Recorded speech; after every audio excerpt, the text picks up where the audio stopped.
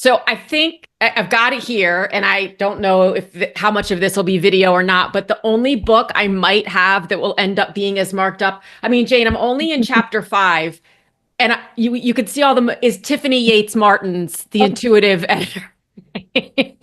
Her book is so color coded, and it's Yeah. funny because hers, my post-it notes are really the same color scheme as her cover. So it looks like it's all intentional. But so I have a lot of questions. One of the things that I would love to ask you if you'd be willing to chat about, I haven't heard you talk a lot, and perhaps you have, and I just haven't heard it, but how you got into the space. So I'm curious. I know that you were an editor and you worked with a mid-sized publisher, you were a Mhm. professor. Yeah. Did you study, was your study in school, was it writing, creative writing, or? It was. Yeah. Okay. And And so I from don't, there, you went out. Like, I'd personally love to learn a little bit more about that if you're open to sharing that. sure. I mean, the fact I got a writing degree and a master's in English, I don't think there's anything special or unusual about that story. I was like any other writing student. But maybe what was set me down the path that I'm on now is I got really interested in doing publications work when I was in college. Mm. So I worked on the newspaper and the literary journal. I interned for a really small military publisher as well. Okay. Not glamorous work, but Yeah. it was just really like gritty in the trenches, to use a military metaphor, Sure. publishing work.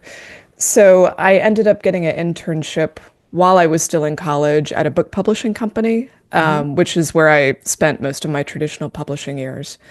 But frankly, I could have ended up in a lot of other places. I applied to countless internships, and they were the first ones to say yes and to offer me money, which was really important. Sure. So I ended up working for that company once I graduated, and that just like it really dropped me into the deep end of the business of publishing. And I ended up moving around quite a bit in that company. I ended up with Writer's Digest. Hmm. Most of the people at that time who were at Writer's Digest had about zero interest on the business side.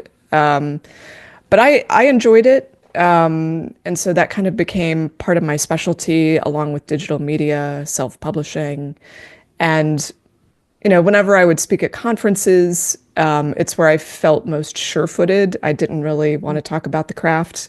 And I wasn't writing fiction nor poetry of my own anyway, even though I had done that in college. And I just felt like, who am I to tell you people how to write your book? It's just, I know what all the Sure. advice says, but like I am not an authority and you probably shouldn't listen to me. So I really tried to stay away from giving advice on that front, but I had a lot to say about the business and about digital Yeah. media. So And over all of these years, what has kept you interested as opposed and continuing to grow more fascinated and curious? And I'm putting words in your mouth, so I'm making an assumption there and correct me if I'm wrong. But as opposed to saying, man, this is just, I don't want to be part of this space anymore because it's changed so much. it has. I mean, I've always leaned more in an optimistic direction. Uh-huh. And I also have a very pragmatic, rational, I would say cool-headed take on things that are happening. I think some of that's just my nature. And I also think there are so many bad messages about the environment and the changes. And by bad, I mean they're misinformed, they're over the top, they're emotion driven. They're not looking at the bigger picture, the long term. Um, I mean, some of this, I don't know, feels like reflective of the time that we're living in more broadly. Agreed. But I much prefer to like remain calm, and help people understand their position and how to make progress given their strengths, what they want to accomplish. Like it is never as bad as people say it is. And I think ever since I've been in the business, I mean, I think this is particularly true of creative professions generally. Everyone is celebrating how good it used to be. Uh, Mm, and there's something a little tiresome about that. For sure. me, I don't like to just have continual nostalgia for the way it used Yeah. to be. And I think there are a lot of exciting opportunities that exist today that weren't available when I Right. entered the business. And so that does create some confusion and anxiety because people are worried they might do the wrong thing or they don't know if it's going to work out or whatever. But I would much rather have today's industry than the 1995 industry. Sure. Well, and I've often said I've never been traditionally published. It's not for lack of trying early in my career. Like back in the early 2000s is when I published my first book. And I was of the generation, if you will, where with my query letter, we sent postcards that, right? Like, do you remember this? Not to age both of us, but Right. where the agent would check yes, or like, I'd like to see more, or no, I'm not interested. And then I'd put little lines for them to give feedback. Right. And Right. then I wish I had kept them. And you have a bit in the business of being a writer, which I just every author I feel needs this book on their nightstand. Like along with the intuitive editor, those are if somebody said to me, what are the two books? And also be listening to the shit no one tells you about writing, the podcast. I mean, if you just have three resources, they're so helpful because, you say something about keeping like a file of all of your rejections. And another author I had spoken with quite a while ago, but I just adore, Emma Gray, talked about the law of 100 rejections and how she was striving to get to 100. I wish I had kept those postcards, Jane, because some of them, the majority of them just never came back, right? You put your little Right. stamp on it and it was lost at the time, 29 cents. I don't know why I remember that number. Some of them came back just with a big X on the back. Some of them just said no with a Sharpie, big NO exclamation point. And it was just, that was my first foray into the traditional world. And then there was another foray, which I won't get into, but it's not. So yes, I am someone who celebrates the new opportunities because I think without them, a lot of people wouldn't be able to pursue the dream, the goal, the hobby, however you want to say it, right? But you said something that made me really recognize the value I have and have had for you over the years, which is you're not a pendulum that swings way left and way right. You haven't been that for as long as I've been listening to you and following you. You stay it's a very calming, grounded feeling of, okay, let's stay in the truth of what all this is, as opposed to today we're selling this and tomorrow we're selling this. And, SEO is dead and email is dead and platforms are dead. And I love that you have at the beginning of the book, there's it's not a quote, but I'm quoting a couple of words that says, navigate the tension between art and business. And I think you do that better than perhaps anybody I've ever come across in the space. Well, that's the best compliment I could hope for. Thank you. Well, thank you because it's so important. You talk about the sort of marriage between creativity and business and how important it is for people going into this field to at least understand the business, to set their expectations and to Yes. not get taken advantage of. Correct. Yeah. Right. Yeah. I think very early in my career, especially when I was working as a traditional publishing editor and issuing those rejections, that I don't think I ever wrote a big NO on anything. Thank you. But certainly that's how people felt though on the inside, even if that's not how I expressed it. And I saw how people got bitter very quickly. And for me on the other side of the desk, I would keep saying in public and in private, like, it's not personal. Stop making it personal. But on some level, that it's unfair of me when I don't have any stake in this to say, don't take it personally.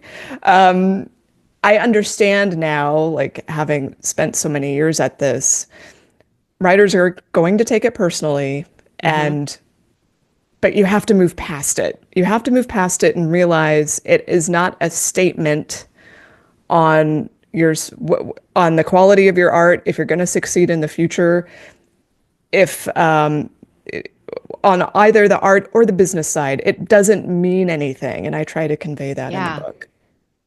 Well, I've often said if you're going to go into this field, please either have or start developing a thicker skin, which is so much easier said than done. It There are is. so many things about being in this space that I feel like we learn about parts of ourselves that we didn't necessarily Yeah. sign up for, right?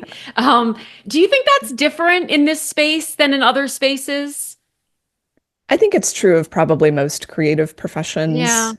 And I do think the people who tend to succeed are those who can like roll past, all of the hurts and scrapes and bruises.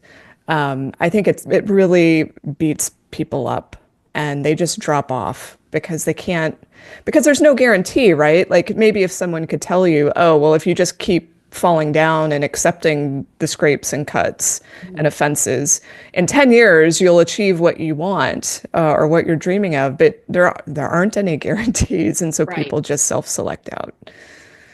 Yeah, and I love how you're so, I don't know if the word is encouraging, validating, all of the above about having another job Mm, outside of being an author, a writer, yeah, whether it's in the writing field or not, is so much more common. People think of it as, well, I'm not making it yet. I've right. failed, right?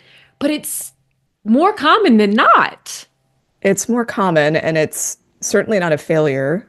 Right. And I think it helps bring self-awareness to the creative part of your life when you're doing something that's not creative. And if you are involved in something that's adjacent or tied into your creative practice, I think when you observe others or you're working with others, I think again, it brings more self-awareness to things that you might be doing or not doing, like both the good and the bad. This is why it's often said one of the best ways to improve your own writing is to see a lot of bad writing, because it's easy to see it in someone else. And then you start to realize, okay, now I understand why you shouldn't start a story with a phone ringing, a phone waking someone up out of a deep sleep with a boring phone call. With a boring phone call. Well, and okay, this makes me think about the whole subjectivity of art, Yeah. right? Because we, I guess, taking aside the literary fiction where people have studied the craft and really understand all of that and have worked on it day in and day out for years and years and years, it's so important, and I've heard you say this so many times, that if and when, really it's when you are rejected for something, there are myriad reasons why that can Yeah. happen. Yeah. I mean, you can't, there's no limit. It's like, it's only limited by the number of people on the planet. Yes. Uh, it's, And what somebody likes, somebody else will, the New York Times, anything on at number one on the New York Times, there's a group of people who think it's the worst thing they've ever read, yeah. Yeah. I mean, I right? think it actually can buoy the spirits to read reviews of things like The Great Gatsby or pick your favorite book, go read some of the reviews. I think it'll help. But Agreed. I want to go back to something you said Yeah. earlier about people writing literary fiction or people who might be getting degrees or they're studying the craft. And so here's like the paradox that I've observed.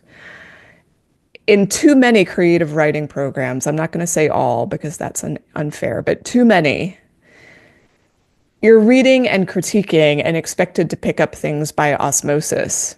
There's not actually a whole lot of prescriptive information that's given or shared. There's really a hesitance for so many reasons to tell people, look, this is how you write a book, or this is how you structure a book, or this is what you need to know about character motivation. All of the things that, like when I worked at Writer's Digest, the sort of advice we would put in the magazine and in the books. Here's how to do it. Hmm. Obviously, there's a point at which that advice becomes limiting, but I do feel like some writing programs aren't teaching the craft. They're just teaching you about art and they're pointing at it. Look at that art. And they're wanting you to develop your art with zero attention to market concerns or even talking about, okay, what compromises might you make if this is the sort of success you want or if you want to be published in this way? Well, that's actually quite interesting because I don't have a degree in writing. My degree's in Japanese, for God's sake. Like it's not, it's not even writing adjacent. Yeah. So, but I wanted to be a journalist for many years, and it's curious to me how much of the instructional, I guess just the instruction that's given is in somehow influenced or informed by that instructor's own Yes, process and absolutely. how they write and et cetera.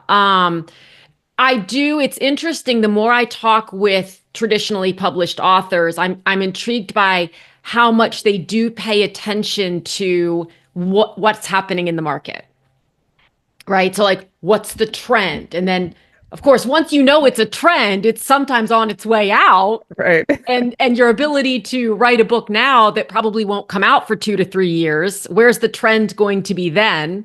So how do you um, guide people to marry those two things, right? What the business wants versus what someone wants to do and what they want to explore as a creative person. So there are a few levels or ways to think about this. Certainly, I talk a lot about trends in my work. Yeah. And I do it mainly because I think people need to know which way the wind is blowing, so that you can adjust course properly, or if trying to publish this particular thing is, likely to result in frustration, or if you should go to a different type of publisher, or you realize, an agent's not going to be likely for that sort of work. It just Hmm. helps, for all the reasons we talked about earlier, setting those expectations. So just having that kind of market savvy you avoid wasted time. The other piece of this is certainly I think there are certain commercial genres that, I mean, they're going to be around forever. There's always going to be ghost stories, romances, and, detective stories. Like I can't imagine them going away.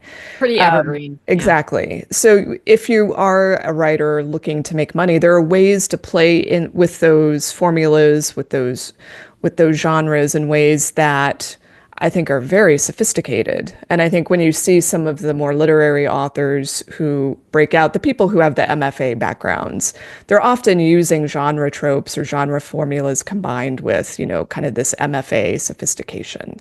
And then the other thing I would mention is this especially gets into like if you were thinking about, oh, I really want to write something that would be read in book clubs, like upmarket fiction, book club fiction, the sort of thing Oprah would pick.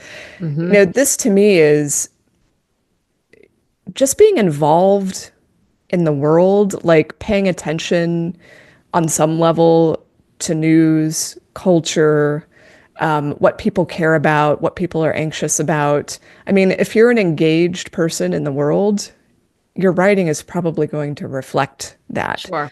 So I don't think that's that. I think that's awareness of what's happening around you. I don't think it requires reading the news every day, but like I'll Well, never thank forget. God. It was Margaret Atwood when she described how she wrote The Handmaid's Tale. I don't know if she still does this, but she was keeping a scrapbook. So when she saw news articles or things in the world that were really like, oh wow, that's kind of remarkable, she would cut them out and put them in a scrapbook.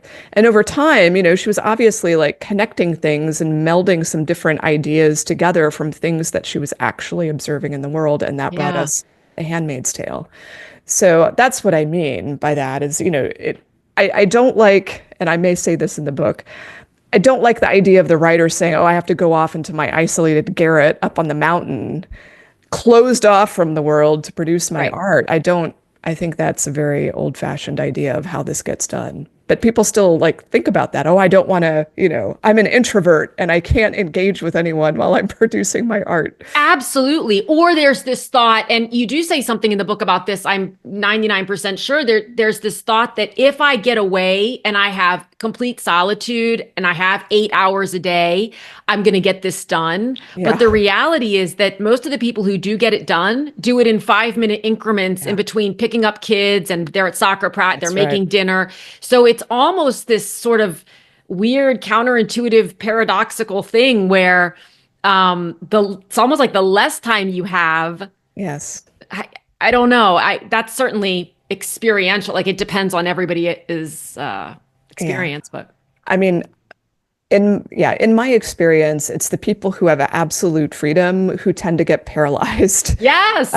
It's a lot of pressure, and I think Yeah. there's a lot less pressure if you say, I'm just going to take these 5 minutes or 15 minutes.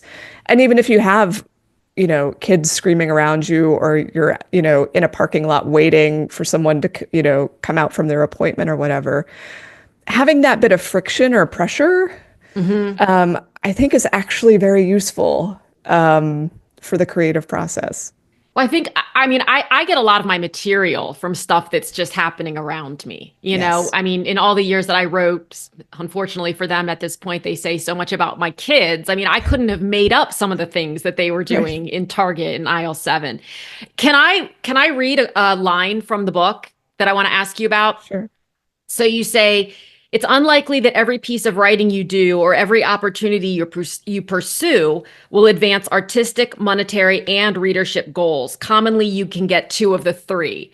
And it Right. made me think about the adage, you can have it quick, fast, or cheap. Yeah, Pick that's right. two, right? So will you say more about that? Like, is it that people, and I use the word should very carefully, Yeah.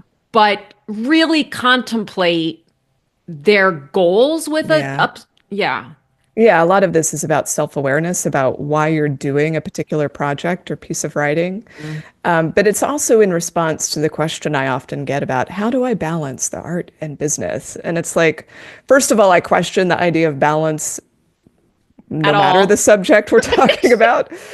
I don't know that that's the goal I have for anything in life. Now, I'm not suggesting like stress and overwhelm and anxiety, but I just question what we mean when we say balance. So, in response to that dilemma, I say, well, you have to think about each project in terms of how it's meeting three goals that are, I think, usually of interest to writers. You have Mhm. interest in producing art, fulfilling your creative goals or mission. You have interest in earning money. At least I think most people want to get paid for what they're doing on some level. Yeah.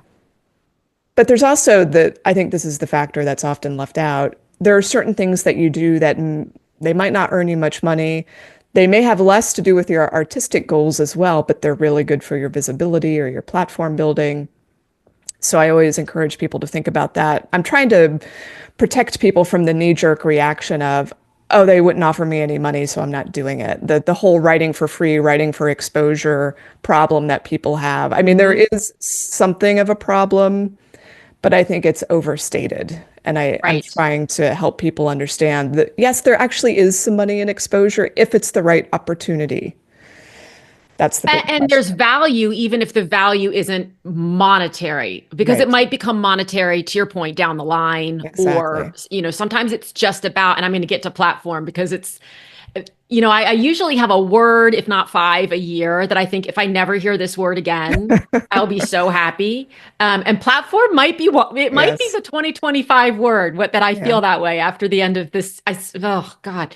But Yeah. you have this other point that I was really excited about, where you say being a published writer is not the incredible holy grail that people might think. You have to really want to do it to continue. And whatever self doubt or anxieties you experience do not disappear once you publish. In fact, they tend to increase. Right. And would you say more about that? So as soon as someone gets a book published, and I don't care how it got published or how much money you got paid, does not matter. The next thing you're going to look at is, okay, how many reviews, how many sales, did the New York Times cover it? Did so and so cover it? What about these other books that came out at the same time? Did they get something I didn't get? What about the year-end lists? Was I nominated? Did I get on them? Am I getting awards? And it just goes on and on and on. Yeah. And I think there's so many misconceptions in this space. And I think one of the biggest that I have heard and experienced time and time again is once I get that first book out, I'll exhale Right. and it'll kind of I'll be able to coast from there. And I just think, oh God, no. No, That's no, I'm sorry. No. believe me, I wish that were true. But it's just, again, with expectation setting, I think if we can be like, I wonder what nightmare is going to dawn my doorstep next week, right? Then we can be optimistic about Yes. how am I going to deal with that. Before I get to platform, because I'm going to put that one off as long as possible, because I work so much in the self-publishing or the indie publishing, however one chooses to, um, whatever moniker one chooses to use. What are you seeing in that space that feels exciting or optimistic, and what are you seeing maybe that people's expectations aren't set quite right? So when I think of the self-publishing space, I'm primarily thinking about commercial fiction or genre fiction because that's where it's easiest to gain traction for folks if they're career minded and they really want to do this for a living. So the great things that I'm seeing in that area are traditional publishers are much more partner oriented or collaboration oriented than they ever have been in my career, meaning they will fish for the best or most successful authors who have already found their readerships, and now they really truly need a partner to take it to the next level. That's going to differ by author what that means, but often Of course. it involves print, retail, distribution, translations, subsidiary rights, etc. So an example of this right now is if you look at Sourcebooks, they have an imprint called Bloom that's their business model, partnering with really well-established indie authors. The indie author keeps their ebook and audiobook rights in most cases, and then Bloom takes over the print distribution, and it really truly is a collaboration. Like, and I want to emphasize that because so many times, at least earlier in my career, you would see self-published authors picked up, there it could be one book, it could be several, and the publisher would start making all sorts of decisions about that book without paying much attention to what that author thought, like whether that was cover design, pricing. Like at that point, you know, if the author has had that much success, they probably know their readership better than the publisher on some level. Fair. And so I think Bloom Books is truly collaborative in the sense that the decisions they're making are in partnership. They're not overruling the author on anything. They're advising, they might be Hmm. urging, but they Hmm. don't say, you have to do this or else, or no, sorry, your contract says we have, you know, final word. That does not exist with them. Or so they say. And I believe them because their authors have been quite loyal to them. Sure. So that's like the good piece of this. I think the frustrating piece in the self-publishing indie market is just that the immense competition, Yeah. the fact that Amazon is so predominant, and if you don't like Amazon, I don't know that I could encourage trying self-publishing. I mean, there might be some really fringe cases of people able to make it without Amazon involvement, but especially in genre fiction, you're probably putting your ebook into Kindle Unlimited, which means Hmm. exclusivity Hmm. on the ebook to Amazon. And that's really distasteful to some people. But I see it as, kind of, I hesitate to say a requirement, but if you're trying to build a readership from scratch, Right. it's really hard to avoid. Right. Well, and in the nonfiction space, do you feel, to the degree that you're comfortable speaking to the nonfiction space, you know, in the last, I would say 5 years, I feel like is when we started to see this massive push about if you're and I'm using air quotes, an expert in a certain area, the book is your new business card. And so all you need to do is publish a book, whether traditionally or, but it's going to probably involve a big cost, at least from a marketing push standpoint. And that is your ticket in. And I think that's where I've had to do the most expectation setting. It's not with folks who are writing fiction, because I Yeah, feel like there's an understanding there that, and there's also an interest in the writing. Whereas sometimes on the nonfiction side, there are ghostwriters being hired and things. So it's not an interest in the craft. It's not an interest in being immersed in the literary community. It's the idea that this book is the gonna unlock something. right. So I find it so challenging to talk about self-publishing nonfiction, not least because there's so many different categories we could discuss. And I Mhm. include poetry in this discussion as well. Mhm. It's technically considered nonfiction in the book industry coding. Um, so so like for example, if you get into, let's say, the cooking area, food, anything related to that, Yeah, I mean, good luck getting an agent and a traditional publisher unless you're already a name correct. of some kind. So where does that leave people with more modest platforms who may have quality, whatever, recipes, food advice, like whatever that category calls for? You know, I recently profiled an author at my site who self-published his cookbooks using one of these really quick services. I'm not going to remember the name, but it's like I would not call them a publisher. I would Right. call them a printer. They will, if you're on TikTok and you want someone to like help you slap a book together to sell to your TikTok followers, this is the company you go to, and they just print whatever you send them, which means if there are errors, there are errors. And they Um, only sell if I think we might be talking about the same author. Is it where they only print or they only sell through yes, there's no wide okay. So we're correct. talking Yeah. about Do you, if I and mean, if you know the company name, say it. I don't think they would take offense, but no, and I can't remember it right now either. I'll cut this out if you want. Is it the author with the down or yes, get yourself a plate? Yeah, Matthew Bounds is Matthew the author. Bounds. And Yeah. I had a conversation with Matthew and he was lovely and he was trying to figure out how, but he had amassed, I mean, we're going to talk about platform, Yeah. a huge, I couldn't believe the number of cookbooks Right. that he was selling.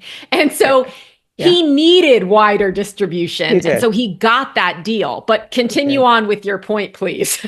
Yeah. So he was able to demonstrate market Mm-hmm. demand. And at that point, the publishers swoop in and say, Yep. let us help you with that.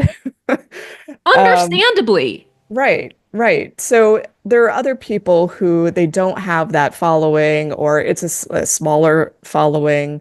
And there's this question that comes into play, I think, for these people. Should they do this with a company that can get them into what I would call traditional distribution outlets, where bookstores and libraries are going to feel super comfortable ordering that book, or they can get their book into the airport bookstore or wherever it is they think their book should go. And that costs a ton of money because we're talking about a print run and then the marketing and publicity and then all of the other stuff you're going to have to pay that company for. So 20,000 and up, 20,000 is minimum, in my opinion. So if this company is worth its salt, or do you just want to cobble together, you know, the freelancers or experts you need to get that book out and then market to your own audience and maybe to some select places where you feel like you're going to reach maybe a broader audience, like if it's a business book.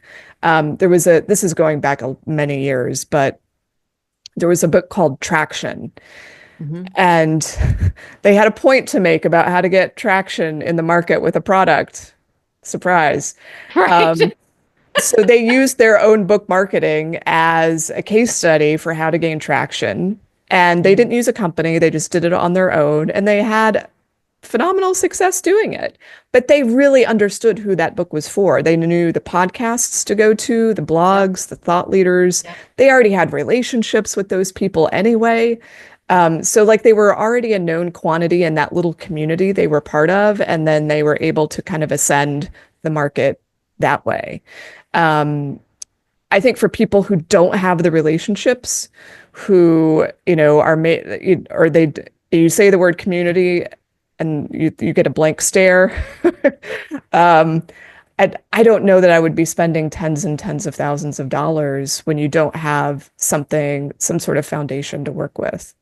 Well, the idea, I think, sadly and unfortunately, and I do feel that way, is that because the belief is that in this case, the hybrid publisher, we can Yeah. probably refer to them in that Yeah. way, is going to do the marketing and do the Right. selling. And that is just, in my experience, has never, and I don't use that word lightly, Yeah. been the case. Yeah.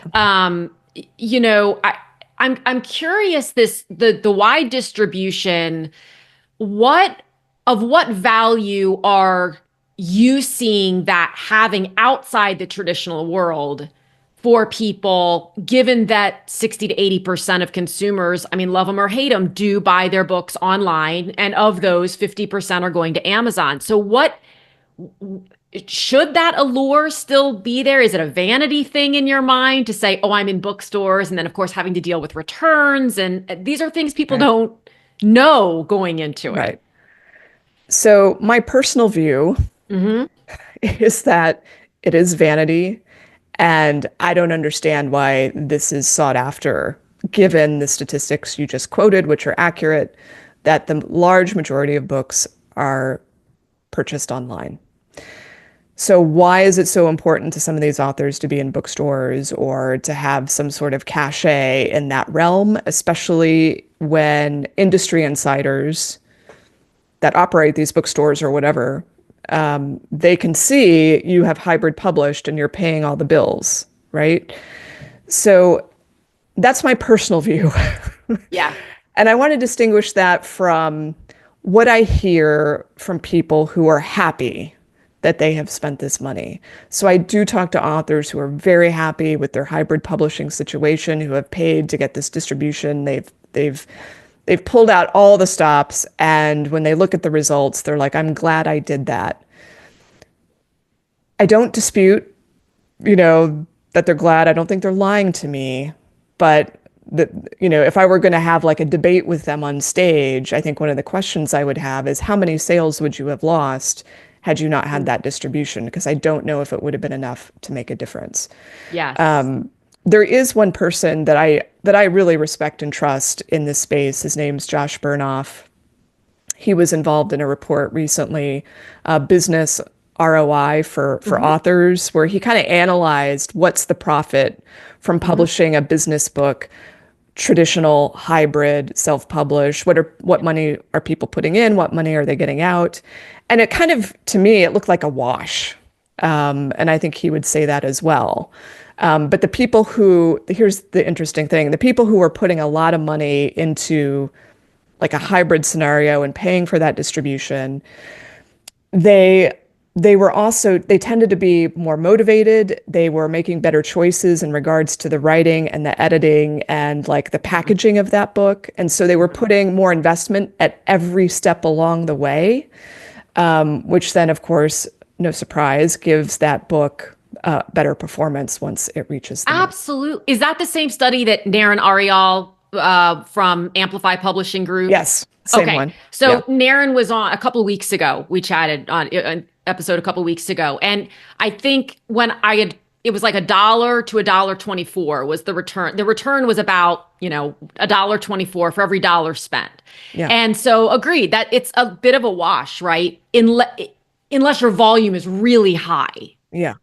Yeah. So you've got to have a plan is kind of my point with people is that's my personal, and I'm saying that as someone who also has to have a plan and has seen what happens when I don't have a plan or when my plan is based on expectations that I shouldn't have had for one reason or another. Yeah. All right, so let's launch into my favorite topic, platform. And I just want you to take the wheel on this one, Jane, because I think, and I want your thoughts on this, that the word platform, beyond making me crazy, is different. It's a different concept in the book industry than perhaps in other industries.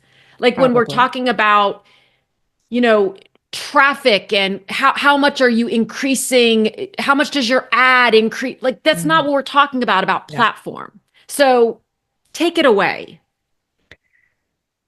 So I'll start by saying that when I revised the book, so from the first edition to the second edition, for the second edition, I created a section devoted to platform.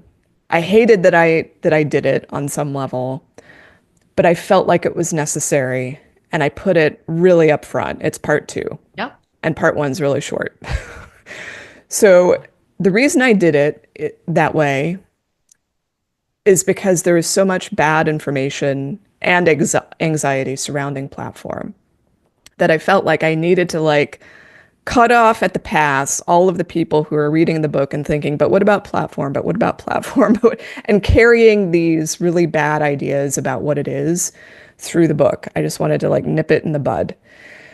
I'm also acknowledging by putting it up front that this is just one of the top of mind issues for every writer, whether I like it or not, even though I think it's overemphasized.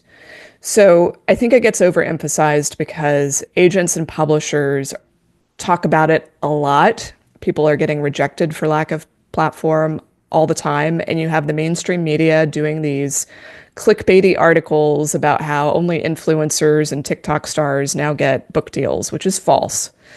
Right.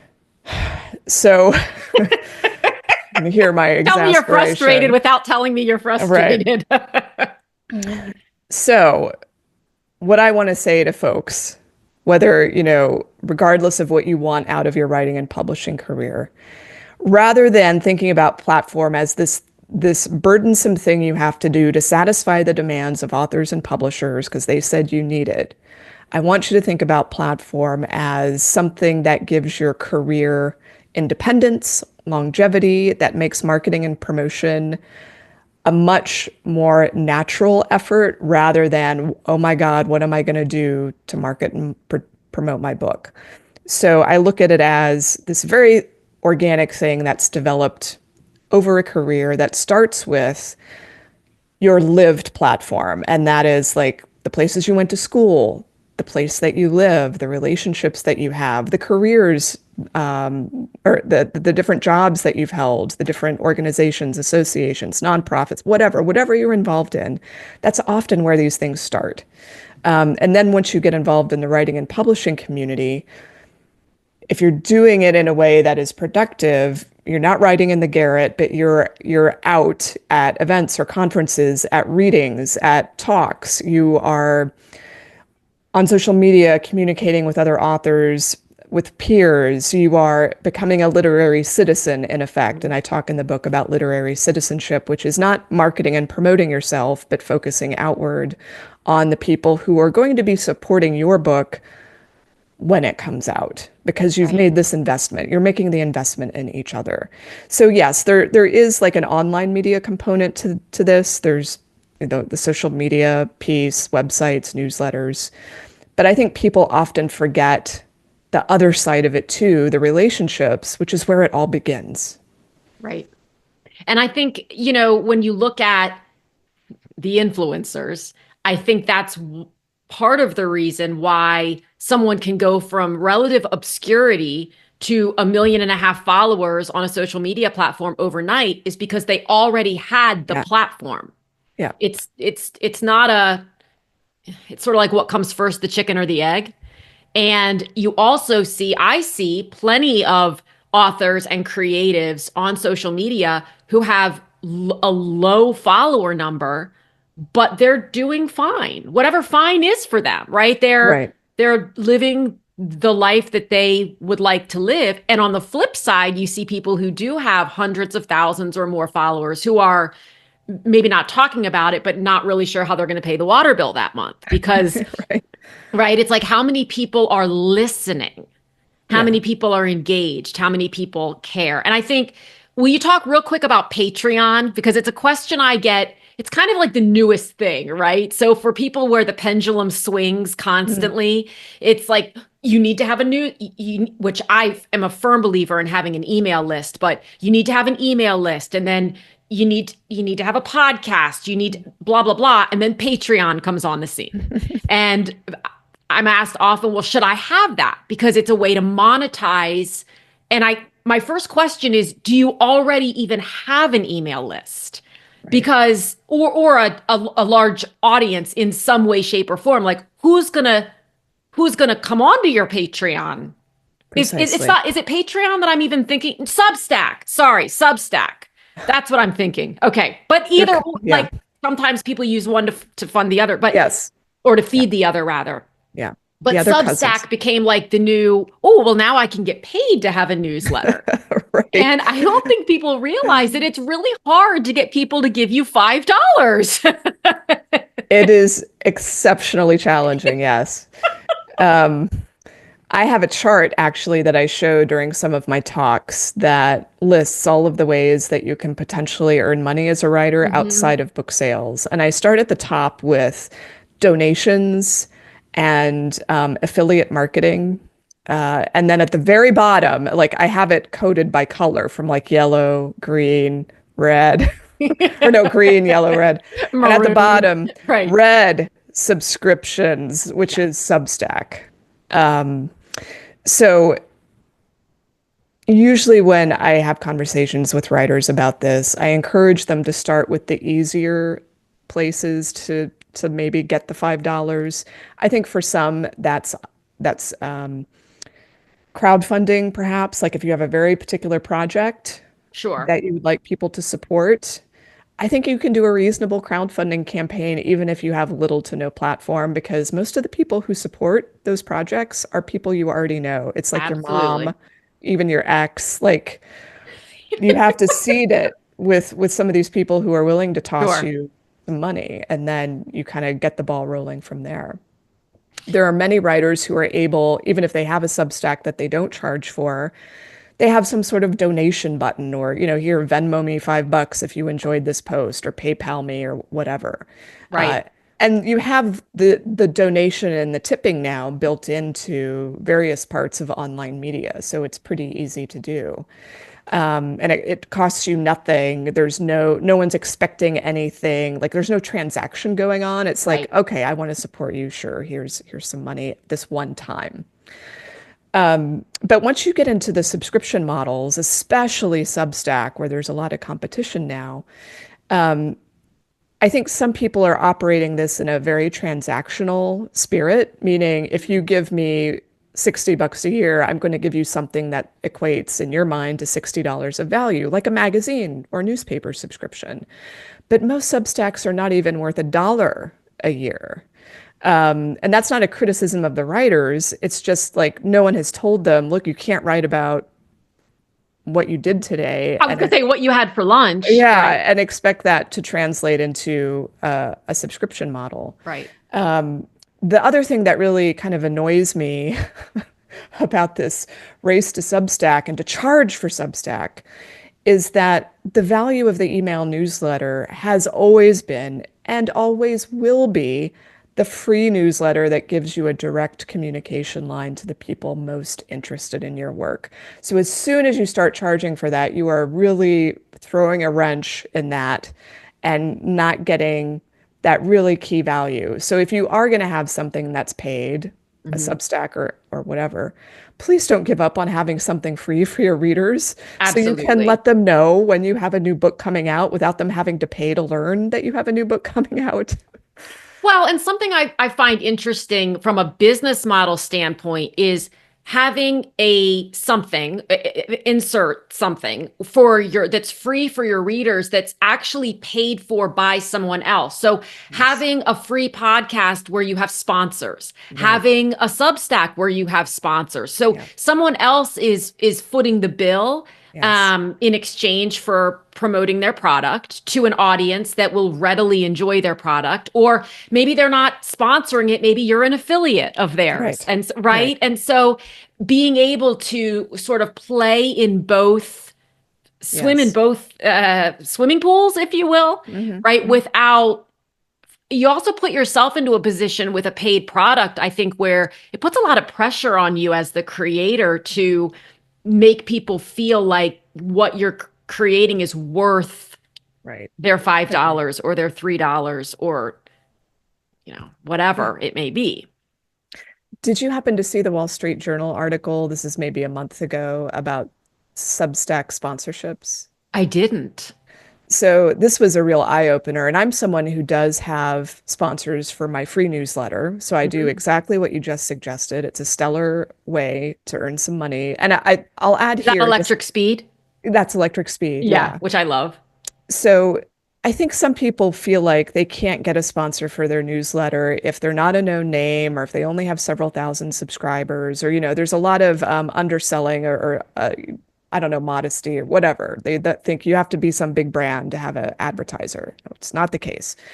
And I would say if you want to test the waters, you could start out with classifieds at the bottom, which are very inexpensive, or they should be inexpensive, like $50 a pop, maybe. And you tell your own readership, I am going to start running classifieds. Do any of you want to advertise? Like Exactly. that's how it begins. That's it. Exactly. But back to the Exactly. Wall Street Journal piece. I mean, even I know the power of sponsorship money and email. And this was just like, wow.